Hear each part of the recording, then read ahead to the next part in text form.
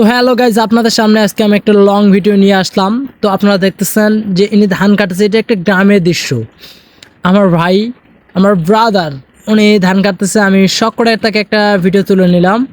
তো এরপরে যেটা দেখবেন সেটা হচ্ছে এটা হচ্ছে আমার মাইমা, কিভাবে ধান বাতাস দিতে হয় ধান শুকানোর পর, সেটা এখন আপনাদের দেখাচ্ছি আমি। এরপরে দেখবেন কিভাবে মরিচ তুলতে হয় আমাদের গ্রামে।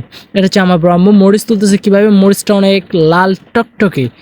এরপর আপনারা দেখবেন আমাদের আদিমকালের কিছু বয়স্ক মানুষ কিভাবে খড়িকুটা কিভাবে তুলতে হয়, কিভাবে রান্না করার জন্য আমাদের খড়িকুটা কুটতে হয়। তো দেখুন আমাদের এখানে আমার পিসিমা কি সুন্দর খড়ি করতেছে, সে রান্না করবে। মানে এটা ভাই আমাদের গ্রামের একটা কালচার, এটা আমাদের গ্রামের একটা কালচারাল। তো আপনারা দেখতেছেন কি সুন্দর। আমি একটু দাঁড়াইতে বললাম যে পিসিমা দিয়ে একটু দেখো। ও তো মানে নতুন মানুষ, জানে না যে আমি ভিডিও করতেছি কি করতেছি, এগুলো সম্বন্ধে ওনার কোনো ধারণাই নেই। সুন্দর করে দাঁড়াইতে বললাম, একটা হাসি দিল, আবার খুব ভালো লাগছে, ছবিও তুললাম একটা। তারপরে দেখতেছেন ইনি আমার বৌদি। তো উনি খেতে গেছে, গরুর জন্য খাবার তুলতে গেছে, যেগুলোকে আমরা বলি ঘাস।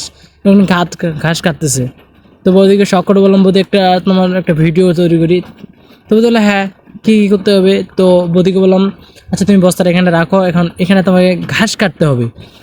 তো আমার কথা মতো ঘাস কাটতে শুরু করছে, আমি সুন্দর মতো শ্যুট করে নিলাম দুপুর টাইমে। কারণ আমাদের গ্রামীণ জীবনে ভাই একটু তো শখ না করলে হয়।